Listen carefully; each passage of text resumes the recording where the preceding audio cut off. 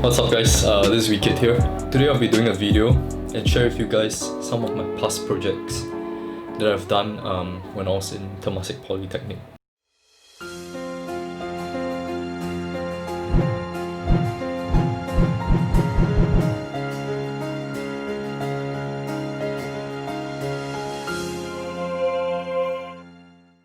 I think I've been quite exhausting during this whole lockdown period, you know, where there's so many things we cannot do as a photographer, right? It's really quite challenging also, because my usual routine is destroyed. I mean, not destroyed, but it's kind of like a bit weird now. Before this whole thing happened, I was able to, go out to do shoots, discover new places, telling new stories, meeting new people. My mindset for photography work at home is edit images, organize them, then share on social media, sort of eat up a little bit of my inspiration. So let me show you guys the books. They weigh quite a bit actually. Okay, here it is. Alright. A little bit about my course. I actually chose communication design. We were taught how to deal with typography, logos, graphics. Yeah, and you have people who are interested in web design. There's some who are interested in illustration. And then there's also a batch like me who prefers photography as an option. Yeah, because I don't see any other options. Yeah. All these books are actually in chronological order. So this one is in 2017, 2018, 2019, and this is 2020. Well, let's start with the very first book. Of all the books, this one actually feels like a draft to me. I don't understand why I put it anyway. I mean, look at this. Right, does this cover attract you? But there's a reason why it deserves a spot on this table. And that's because of the interesting photo concept. I think the content there was pretty nice. Okay. In general, it's not very pleasant to look at. It looks pretty random, and some of the texts are actually much larger than I wanted it to be. This is actually the hero shot of the series called X Marks the Spot. So what X Marks the Spot is about, right, is about going to places in Singapore where unnatural deaths actually occur.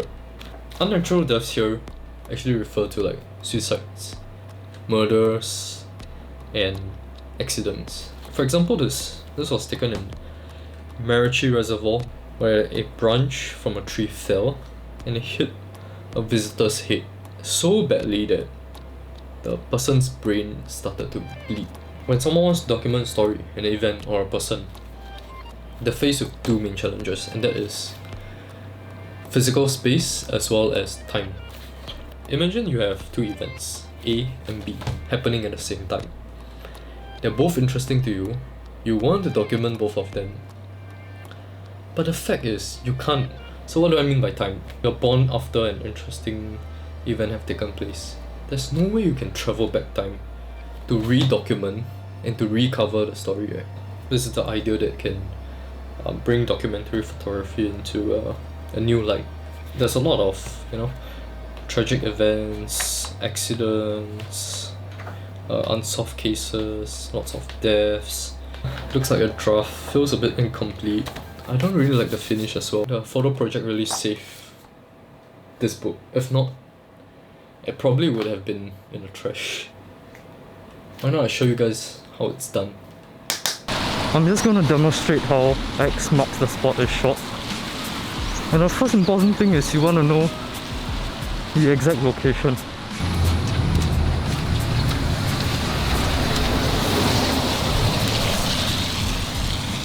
Seems familiar, huh?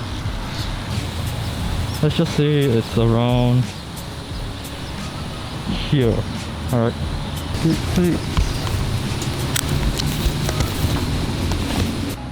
I'll bring at least 6 to 7 rolls because they use up pretty fast. One roll is about 1.5 to 2 x's, and that's because the length that's used, right, is to represent the human height as well.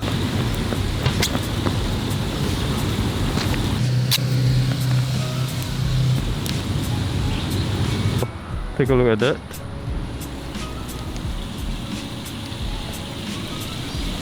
Yeah, it's okay if it's a bit uneven and you just let it rest.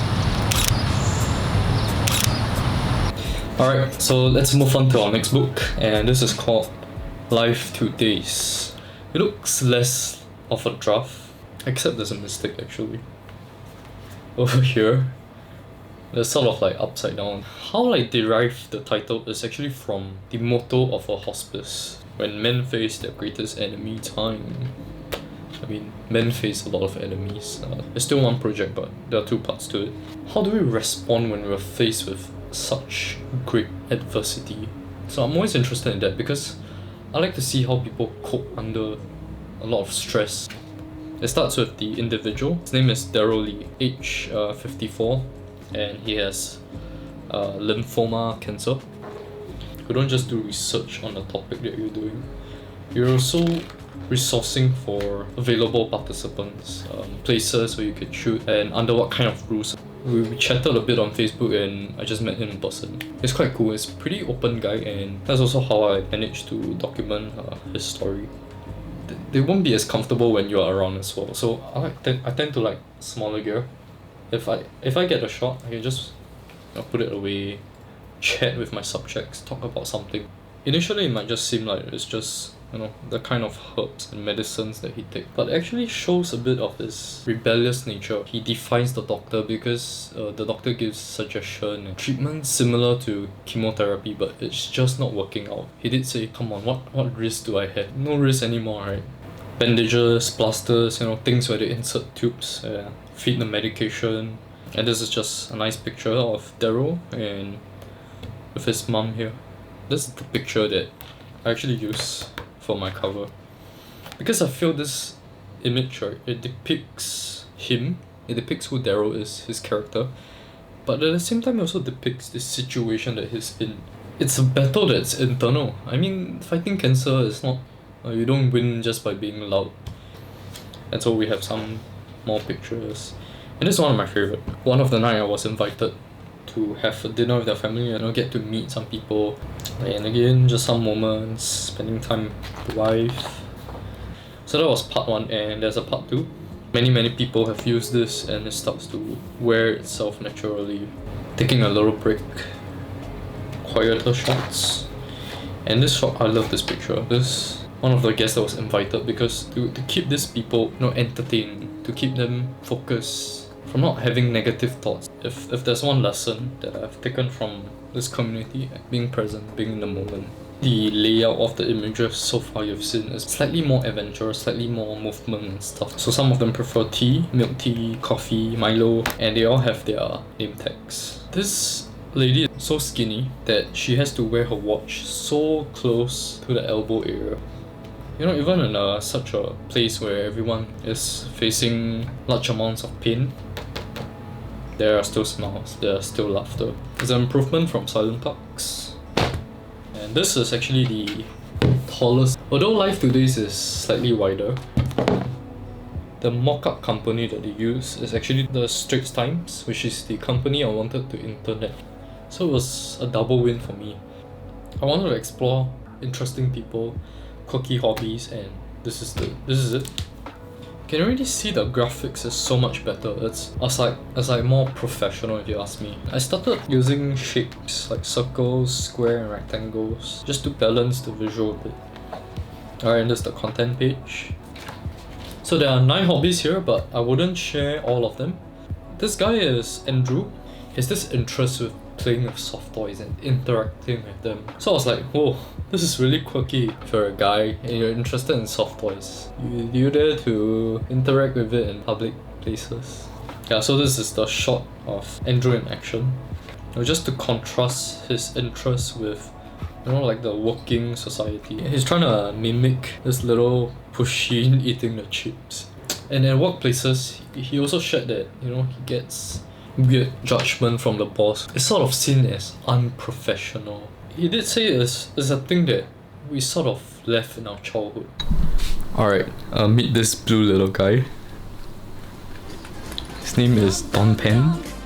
It's the mascot that you see in Donkey Shop, and so fat. I mean, look at the shape. So fat and pretty cute actually. At that time when I bought this, I thought this was like a Christmas hat because it really resembles a Christmas hat. But it turns out that it's the hat that he has been wearing all along. And the next fatty is Avo. Oh my gosh, this guy is oversized. Look at... And it's got this weird thing on top. Yeah.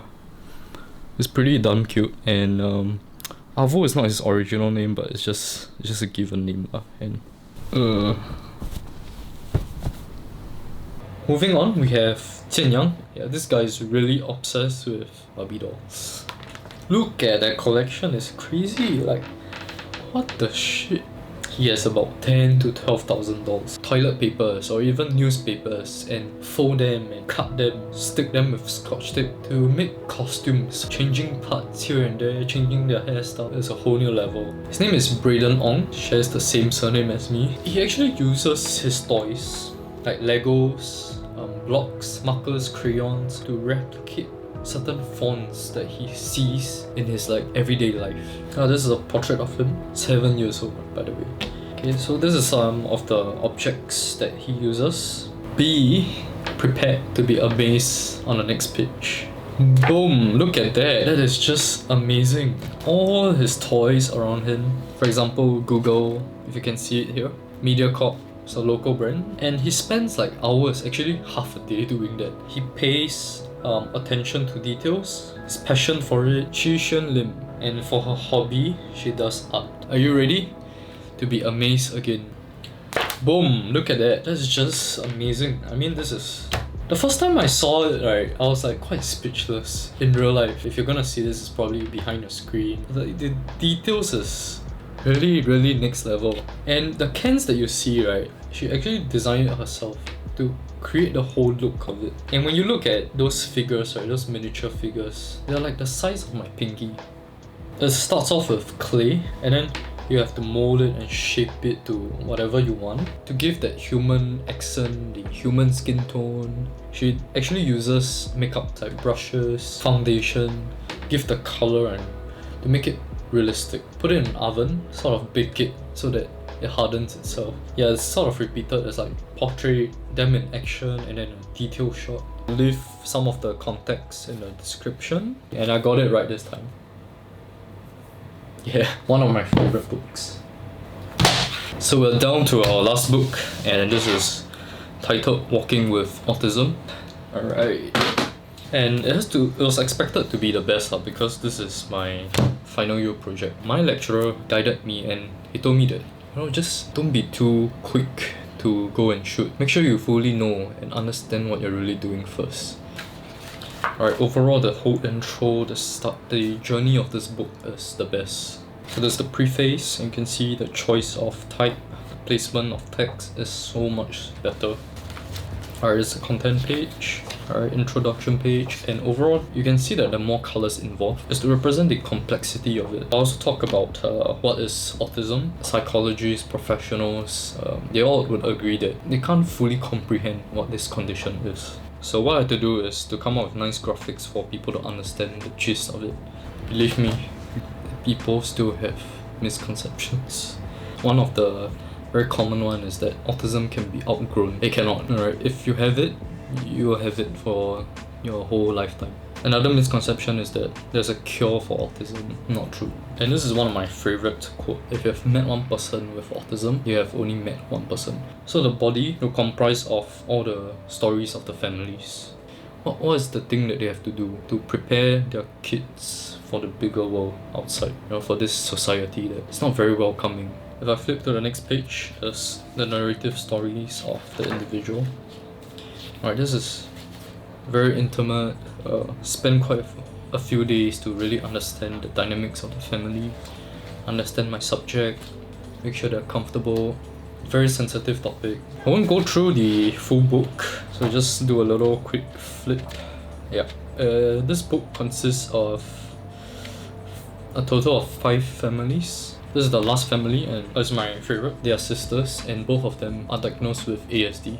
So what's so interesting, right, is because there are several factors. The first one is the fact that they're girls. The reason is because in the world of ASD, it's very hard to diagnose girls because the signs and symptoms are not as obvious, the interaction of the siblings. It'd be interesting to see how they interact and how they communicate to each other. Right, so for their intervention, it's actually on public transport. When they go home, it's not a very direct, you just take one bus and you reach home. But they have to take a bus, change a train, change another train, walk home. So it's quite a few steps. The father of the girls also said that I think this is the first step that he should take. Slowly, they can rely less on the parents.